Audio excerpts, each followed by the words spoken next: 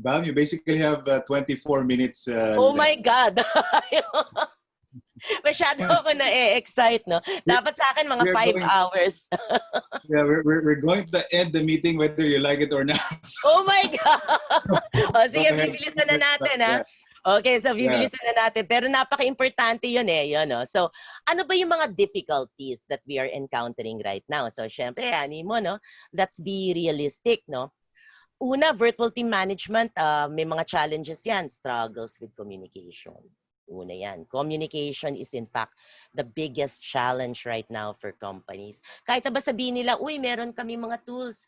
Pero kaso, like what we said communication is 80% body language. So kung ano yung sinasabi sa'yo, malay mo, hindi din yung nararamdaman nila. Tapos like what we said, ang dali-daling ipatay ang telepono. Tapos hindi mo na makausap. Kailangan mo makausap. Kailangan mo mag-deliver. Unfortunately, they are not available. So what do you do? Kailangan unang-una, make sure that your team has all the resources. And make sure also kung ano ba yung guidelines that you set, people are now staying consistent. Ibig sabihin, hindi yung ngayon, nagko-communicate sila tapos biglang bukas may problema lang pala sila na personal pagkatapos biglang hindi na sila makikipag-usap sa iyo. So very important 'yan na consistency 'yan. Napaka-importante niyan. How do you do that? You clarify the responsibilities. Clarify the timeline. Diba? And as much as possible, introduce a system or methodology that is going to make sure of this one. Second, ang una nating problema, di ba, communication. Paano naman yung ating trust? How are we sure that they are doing their jobs properly? It's very difficult kasi we're so used to the face-to-face or micro-management. Di maglagay ka ngayon ng tool that is going to take a look or to give you or analyze kung ilan na bang nagagawa nilang deliverables. So you can see at a glance. This now makes them also worry of what they're... Yes? I'm sorry. Yeah, Jong. go ahead. Jong? Jong? Yes, Jong. Hello, Bam? Yes, yes. I Jong. think we lost Bam there. Huh? Dead. Does everyone hear me? Can you hear me? Yes. Jong, they can hear me. Jong, they can hear me. Ikaw lang yan. Ikaw yan. So I'm just going to continue. Everyone can hear me. Okay, so yun, di ba? Yung trust in our employees and our team, that is very difficult.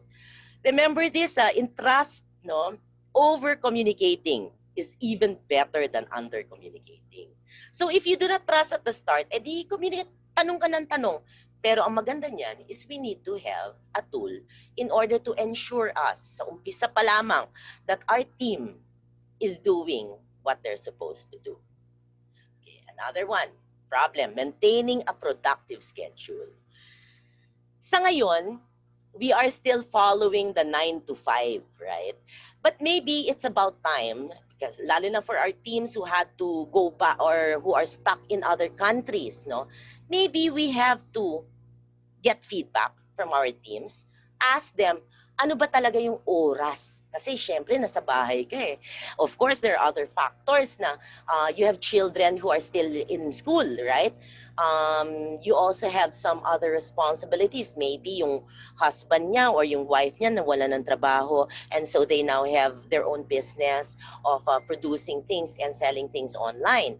So maybe you have to go back to them, try to find out what is the most productive hours for them. Although sabi nga nung slide natin pinaka-productive pa rin is umaga hanggang mga 5 o'clock. Why? Pero why? Ang tanong ko.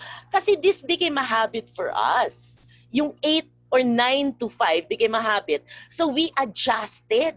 The whole world adjusted all these decades of working from 9 to 5. So maybe now is the new normal. In fact, itong working from home, sabi nga natin o sige, mag-i-invest tayo sa mga tools, mag-i-invest tayo sa mga changing the culture of our organization. Paano pag meron ng vaccine? Meron na ng vaccine. Paano kunyari available na to everybody yung vaccine? Paano kung pag meron na tayong herd immunity? Pag wala na to, balik na tayo sa trabaho. Teka lang, sandali lang. This is going to be already a culture. In the whole wide world, we have now started work from home. And this is not going to stop. It is going to be the new thing already in business. We have embraced it eh. So ngayon, itutuloy natin to. Maybe, within 5 days, ang mangyayari niyan, 3 days na lamang ang face-to-face. Diba? Kasi bakit? There are benefits from working from home. Work-life balance, number 1 yan. Number 2, everything that we save when it comes to wastage, rental space, how do you call this one, gasoline, parking, di ba? Time. And that may be even the solution to the traffic problem in the Philippines. Di ba? So, isa pang problema, conflict, no? Tackling conflict from far away. Ang hirap niyan. So later on, kasi lack of communication can lead to conflict, may tool pa rin dyan. But you as a leader have to monitor your people. So okay, some knowledge check lang ha. True or false? It is advisable to set expectations when it comes to in-office hours from those working from home. Advisable ba o hindi? Very good. True. Thank you so much, Maria, Bernadette, Rochelle. Thank you. Next. Communication is the biggest challenge for companies transitioning to remote work. True or false? True. Thank you, Celeste, Jonah, Rachel again. Thank you so much for your collaboration for this one. Okay, last one. There is no need to require remote employees to track their time since this might only pressure and demotivate them. True or false? False. Very good. Thank you, Jonah, from DOST, Jed, Celeste. Very good. Okay, so, tanong ko ngayon. Okay, so we know the problems, no? And we know kahit paano how to address them. How are you going to effectively facilitate? Meron tayong mga what we call commandments. To facilitate collaboration with our remote team, we have to focus on balance across the board. Balik tayo sa work-life balance. We have to know. Diba? We have to know ano ba talaga yung tamang mga oras. Diba? So that's very important. Number 2, kasi pinag-usapan na natin kanina yan, ito ngayon, don't be afraid to use new tools. So what are the tools that I highly recommend? For instant messaging, only for instant messaging. I'm not talking about them submitting to you files kasi most corporations right now, Jong, nag-feedback ka? Nag-feedback, okay. Most corporations right now, they also use Facebook to send files. Be very careful. Hindi encrypted yan, delikado yan. Whatever files you send, especially regarding your proposals or deliverables, are seen by everyone. They can easily get the files. Even me, I can get into your Facebook account and then try to find out and try to steal from you all your files. So do not use it. Even Viber, do not send it. But for instant messaging, yes, very well and good. I'm just going to, you have your FB Messenger, Viber, Skype, Slack, very much used in the United States and right now being embraced in the Philippines, and GChat. Okay, so these are the tools. Take a picture of these one. Next. Pagdating sa project management, ito yung matatrack mo yung deliverables. I highly suggest you already start using DepEd. Start using this. PM tools. Ito yung mga deliverables ng bawat isang isang member ng isang team. You can use this in root cause analysis, ha? Okay. Trello, freeware to. Kaya do not just use the basic. You buy the second, yung mas suite, no? Yung basic niya hindi masyadong madaming features eh. Teamwork, right? Okay. Highly suggested. Time tracking, ito yung nalalaman mo kung ganong katagal sinespend ang each and every member sa paggawa ng isang bagay. Time tracking tools, ha? When you see it here, after our seminar, go to the internet, try to find out what if this is right for your corporation. Harvest, Gibel, Toggle, Ever Hour, Timing, Time Metric, FreshBooks. Favorite ko dyan, Harvest. Okay, Harvest. Saka Toggle. Okay? To find out kung ganong katagal niyang ginagawa yung inutos ko sa kanya. Okay, so, yan na. Video conferencing. Of course, you have Zoom. Di ba? Then you also have your Google Hangouts. And WebEx. WebEx is very much recommended for desktop users. Ang Zoom, syempre, kahit na mobile. Diba? Tingnan natin dito, what happens. Sa ngayon, a lot of people are using Zoom. Biglang tumaas yan, no? April 2020, no? Microsoft humahabol. Humahabol right now. Yung mga WebEx, Telegram is highly used in the United States but now being embraced. I am using Telegram also. Kasi Telegram mas ano yan mas stable kesa Messenger, kesa sa Skype. Very stable yan. In fact, Viber is much more stable when it comes to spots, no, communication spots, rather than the Messenger of Facebook. Okay. Then you have to find out, before you choose your platform, you have to find out, karamihan ba ng user ko desktop ginagamit? Karamihan ba ng user ko ginagamit niya mobile?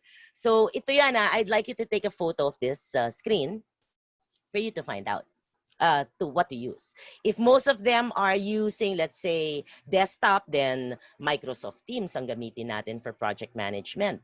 If most of them are using, let's say, mobile, edi mag-Slack tayo. If they're using multi-platform, edi mag-Zoom na tayo, di ba, for that one. Pero like what I said, depende yon kung Zoom, it's only for video conferencing. Ang Skype and others are being used, only Viber are being used for chatting, for communicating. Project management ang kailangan natin doon, like Monday, Microsoft Teams. Kapag we are going to monitor their deliverables. So other tools, Google Meet. Yeah. Conferencing yan, maganda din ang Google Meet. Lalo na meron siyang mga breakout rooms. Microsoft Teams, very much recommended for IT. Kasi meron niya mga deliverables. Para siyang may mini project management software na kasama. It's also for free. OneDrive, para yung meron kang sharing of files sa malalaki. So you can use this. It is also for free. Siyempre, ang suite, hindi na. No? Pag medyo nag-suite ka na, konti lang dyan yung free. Hindi lahat ng apps. But Google has a plan to make it free for everyone. Office, paid to. Kasi premium na to And ang maganda dito sa Office 360, I'd like to call on the attention of DepEd. This has its own LMS, Learning Management System, wherein you can load now all the online classes. And then, meron din yan question and answer, meron yan analysis. So take a look at the Office 360 Premium LMS. No? Sketchboard. Ang sketchboard para kami, pag nag-aano ka, RCA, root cause analysis, no? Parang yung whiteboard nito, pero mas maganda. Okay, so yun yung mga tools natin. The next one, number 3. Na sa ating mga what we call commandments. We have to manage our not only employee expectation pati yung client expectations natin. We have to know, make our client know na medyo mahihirapan tayo kasi we still have to imbibe the culture of collaboration, remote collaboration within our team, and we have to make them use the tools and teach them how to use the tools. So we have to inform our clients and we have to give time to this to eat the elephant. And of course, you have to be consistent. If you're gonna use this now, wag ka pa bago-bago kasi mamaya ng konti, after you've decided na, ito yung tools, biglang may bagong maganda. Wag na yan, ito na lang gamitin natin. And just ko, lalo kayong tatagal. And now, lalong malilito ngayon ang team mo. So again, 4 tips. No? Please take a photo of this one. as your guide. Focus on balance across the board. Don't be afraid to find new tools, manage client and employee expectations, and be consistent. Okay. We have that. Okay. So advantages, if in case that we do imbibe the discipline and we make use of your team, remember, number one, ang pinaka-importante to, your team now is going to be empowered. Makakasanayan nila to work on their own. Makakasanayan nila to produce without being micromanaged, no? So mag-self-evaluate, oh, hindi ko ngayon nagawa to, so I have to improve. Number two, more freedom. Kasi syempre, nasa bahay sila eh. O kaya nasa ibang sabi nga natin, the number one motivator talaga is freedom eh. And you would rather work for a company who does not give you an 8 to 5 na you have to go to the office kahit na mas maliit ang sweldo as long as you have the same deliverables. And that is backed up by facts. More freedom, sabi nga natin. They can also have more time, work-life balance. Napakalaking bagay niyan. And of course, experience better health. Because if I ask you right now, how many of you are into eating, unlike in the office, kahit ano na lang makain mo, anong available kakainin mo? Pwede ngang yung office mo is even offering free food. And then that is what you're eating. But at home, you're eating the right food. Yeah, so, and less wastage, like I said. This is just the start.